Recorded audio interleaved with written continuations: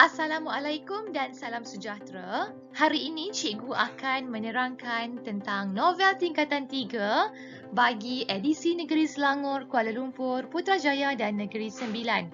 Novel ini bertajuk Novel Tawanan Komander Caucasus. Okey, novel ini ditulis oleh Ruzaini Yahya. Mari kita mulakan dengan pengenalan kepada watak-watak dalam novel ini. Baiklah, seterusnya kita lihat watak utama dalam novel ini ialah Farhani. Farhani merupakan pelajar tingkatan 1 Arif di Sekolah Menengah Seri Kencana. Dia merupakan seorang pelajar yang cekal, penyayang, berani, tabah dan juga bertanggungjawab. Watak sampingan dalam novel ini ada banyak tetapi cikgu senaraikan 3 dulu di sini, iaitu yang pertama Komander Caucasus, iaitu merupakan seorang ketua tentera kerajaan Kumbang dan Kumbang Kepercayaan Maharaja Tanduk. Okey, Komander Caucasus ini dia ada pengikut setia yang terdiri daripada tentera Kumbang daripada spesies yang sama. Dia bercita-cita besar untuk menaklukki dunia dan manusia. Dia sangat kejam dan zalim.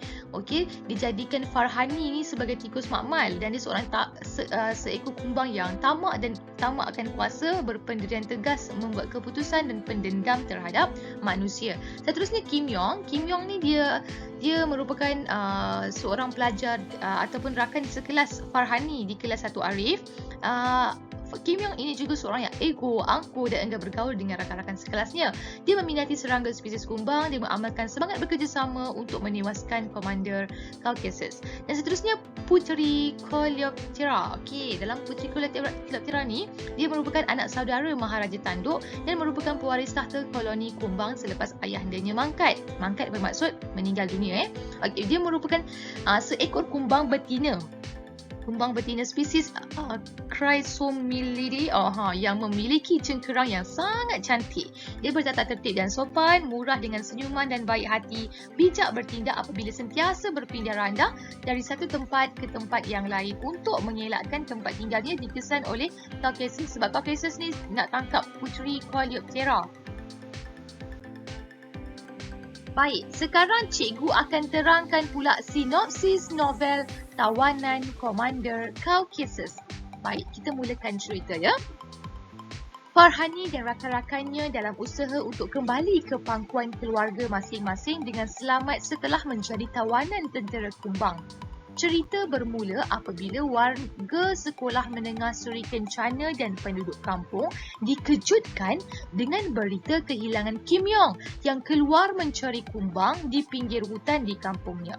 Pelbagai spekulasi tentang kehilangan Kim Yong telah dibuat. Sebagai rakan sekelas, Farhani, Chiame, Mira, Haikal, Devnat dan Wei turut bersimpati dan bersedih atas kehilangan Kim Yong. Mereka bersepakat menziarahi Puan Lee, iaitu ibu Kim Yong yang begitu sedih atas kehilangan anak tunggalnya itu.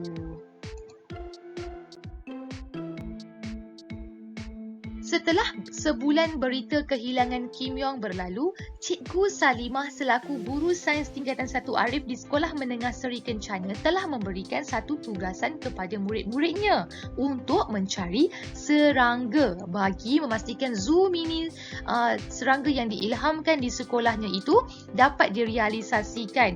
Dalam pembahagian tugas itu, Farhani, Chiame dan juga Mira ditugaskan untuk mencari kumbang. Tugas diorang kena cari kumbang. Sementara itu, Haikal berasa terkilan kerana Cikgu Salimah tidak memberikan tugas mencari kumbang itu kepadanya. Oleh sebab itu, Haikal memperlekehkan kewibawaan Farhani dan rakan-rakannya untuk mencari kumbang tersebut. Farhani bertekad untuk mendapatkan kumbang tersebut. Bagi melengkapkan tugasan yang diarahkan oleh Cikgu Salimah, Farhani, Chiame dan Mira telah bersetuju dan bersepakat untuk mencari kumbang di Dusun Datuk Farhani. Disebabkan Farhani tiba awal di Dusun Datuknya, dia mengisi masa menunggu kedatangan Mira dan Chiame dengan mencari kumbang terlebih dahulu. Sehingga pencariannya itu telah membawanya jauh ke dalam Dusun Datuknya. Akhirnya, Farhani menemukan sebuah rumah rumah lama dan masuk ke dalam rumah lama itu. Dia menemukan anak tangga yang meneruni ke ruang bawah tanah hingga membawanya ke dimensi kerajaan kumbang. Sementara itu, Mira dan Syamil telah tiba di Dusun Datuk Farhani setengah jam lewat daripada masa yang telah dijanjikan, tetapi mereka tidak nampak kelibat Farhani di situ. Kerana apa? Sebab Farhani dah termasuk ke dalam satu dimensi yang lain, iaitu dimensi kerajaan kumbang.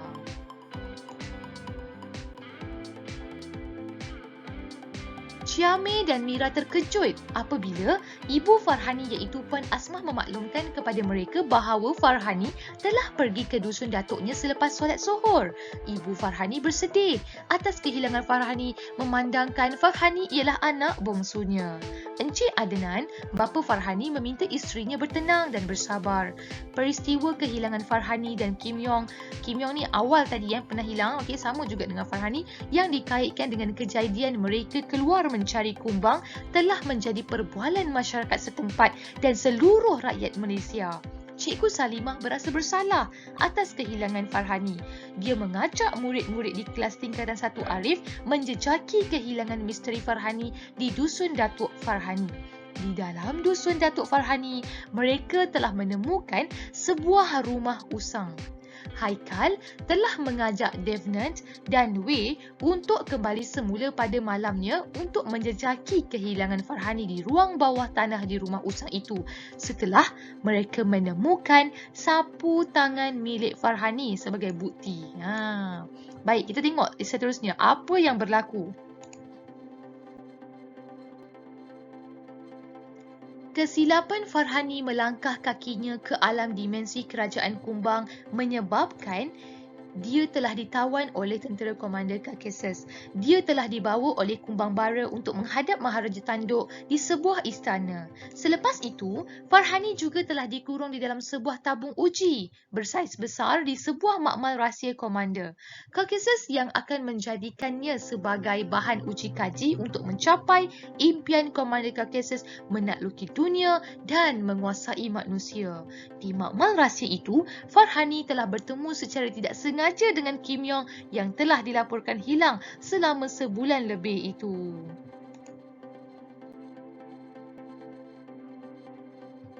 Komander Caucasus merupakan seekor kumbang yang tamak dan gila kuasa apabila dia dan tenteranya cuba merampas tahta kerajaan kumbang dengan menggulingkan tahta Maharaja Tanduk dan giat memburu Puteri Coleoptera dan para pengikutnya yang sedang bersembunyi. Suatu ketika, suatu kejadian huru-hara telah berlaku menyebabkan Bara dan Dara Bintik yang merupakan pengikut Puteri Coleoptera bergegas menyelamatkan diri dengan membawa bersama Farhani dan Kim Yong. Di satu kawasan perkemahan, Bara dan Dara Bintik telah membawa Farhani dan Kim Yong yang menghadap Puteri Coleoptera yang sangat baik dan sopan. Okey, Bara membawa Farhani dan Kim Yong ni berjumpa dengan Puteri Coleoptera ni. Okey, kemudian Puteri Coleoptera ni memohon bantuan mereka berdua untuk menumpaskan Komander Caucasus yang kejam dan tidak berhati perut itu. Sementara itu, ketika Haikal, Devnat dan Wei mencari jejak kehilangan Farhani di ruang bawah tanah rumah lama itu, mereka telah memasuki dimensi kerajaan kumbang sehingga mereka ditangkap oleh tentera Kumbang Bara. Apabila mereka bertiga tersedar dari pingsan, mereka terkejut setelah mendapati mereka menjadi tawanan kumbang yang bersaiz besar di sebuah kawasan hutan. Mereka juga terkejut kerana telah bertemu semula dengan Farhani dan Kim Yong di situ yang berada dalam keadaan selamat. Farhani dan Kim Yong meyakinkan mereka bertiga bahawa kumbang-kumbang itu berhati baik dan merupakan sahabat mereka berdua. Sekali lagi Kumbang Bara menyuarakan bantuan daripada mereka berlima untuk membantu Puteri Coleoptera dan pengikutnya menewaskan Komander Caucasus dan tenteranya. Jadi dalam cerita ini kita dapat lihat Komander Caucasus ni jahat. Okey, jadi Bara ni, Kumbang Bara dan juga Puteri Coleoptera ni baik. Mereka nak cuba, sekarang Farhani dan rakan-rakannya akan cuba untuk membantu melawan ataupun menewaskan Komander Caucasus. Tiba-tiba, mereka mendapat maklumat bahawa tempat persembunyian mereka itu dapat dikesan oleh tentera Caucasus sehingga menyebabkan Puteri Kalupchira, semua pengikutnya Farhani dan 4 orang rakannya terpaksa meninggalkan tempat itu. Setelah menempuh perjalanan yang memenatkan, akhirnya mereka tiba di tempat persembunyian baharu. 5 buah kemah berjaya didirikan. Tidak lama kemudian, tempat persembunyian mereka telah diserang hendak oleh tentera Komander Caucasus setelah mendapat maklumat daripada si pembelut Dara Bintik. Dalam serang hendap itu, Haikal, Devna dan Wei telah ditangkap sekali lagi dan ditawan oleh tentera Komander Caucasus bersama-sama dengan Puteri Kalupchira dan Bara. Namun, dalam serangan hendap itu, Farhani dan Kim Yong berjaya menyembunyikan diri masing-masing.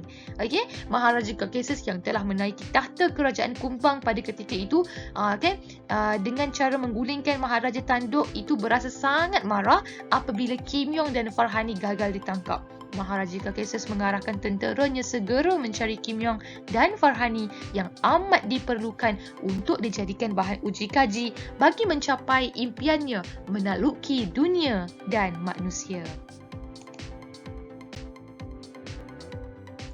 Pada suatu malam, Dara Merah, Farhani, Kim Yong, Kunang-Kunang dan pengikut mereka telah menyusun strategi untuk menumpaskan Komander Caucasus dan tenteranya melalui penggunaan cecair endosulfan sekaligus membebaskan semua tawanan yang dipenjarakan oleh Komander Caucasus. Akhirnya, strategi yang telah dirancang itu digunakan pada 1 tengah malam.